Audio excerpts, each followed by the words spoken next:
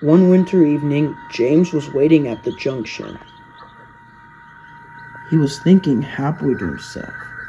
"Just imagine it," he said to his driver and fireman.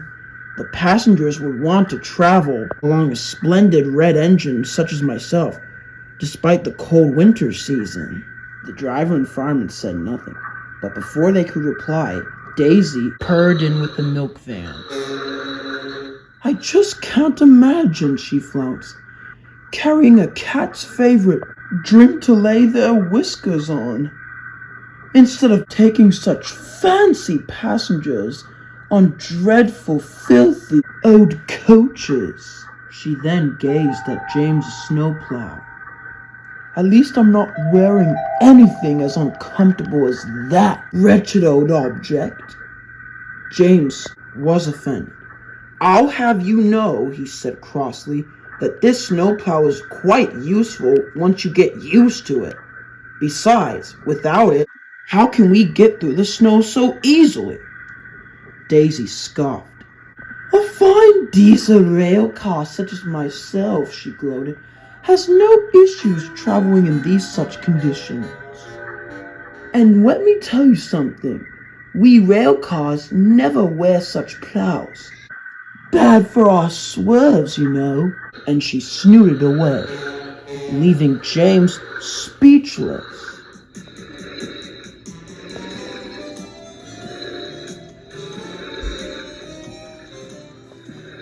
As Daisy passed by the other engines, she was indignant. Each one of them was wearing a snowplow. "What's the use," she said, "wearing such awkward objects?" She needed to worry now as she arrived at the junction. She was looking forward to a rest at the sheds when the station master came up. "Thomas is away at the harbor," he said, "and these passengers need to go to the big station. Daisy, I would like you to take them there." Daisy was exhausted, but she was determined not to let anyone down. "Before you go there," called the station master, "the main line is blocked by heavy snow. Daisy, I'm requesting you have a snowplow fitted." Daisy spluttered in fury. "You can't be serious," she flounced. "I'm sorry," said the station master, "but it's safety that comes to mind." Daisy winced as her driver and the workmen fitted the snowplow underneath her buffers. "Ooh," she squirmed. "This is so embarrassing." "Cheer up, dear," said her driver. "With you with a snowplow, you could be even more useful." Annie and Clarabelle heard the commotion and couldn't help but giggle. Daisy seethed with fury as she purred uncomfortably away.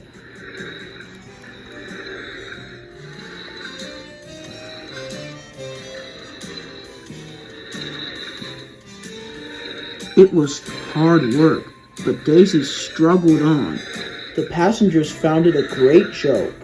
"We're traveling on a passenger coach," cried a boy. "That looks, to be exact," cheered a little girl, "a snowplow." The others laughed. Daisy almost blew an angry fuse as she carried on nonetheless.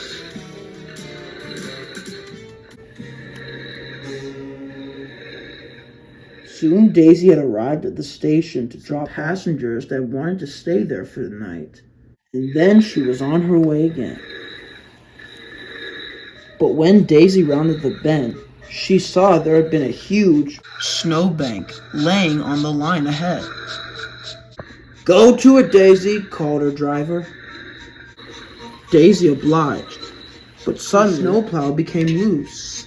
"Oh, great heavens!" she cried. She got closer and closer until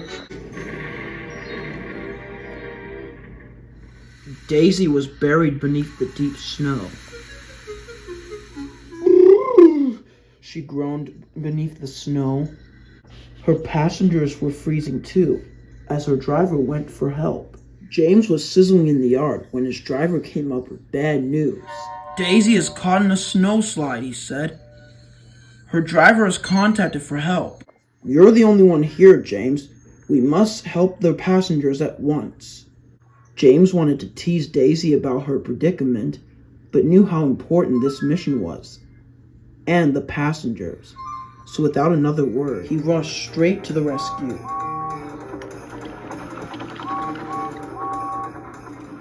When he found Daisy, he called out to the passengers. "Never fear, anyone," he shouted. "The real snow plowing engine is here." The passengers were very grateful to see him. James's driver, fireman, and the guard ushered the passengers into the coaches, and they soothed them with warm tea and blankets. Then James went to Daisy's aid. "Full steam!" he shouted to his driver, and with every ounce of steam he had, he began to pull Daisy out. It was hard work, but James never gave up.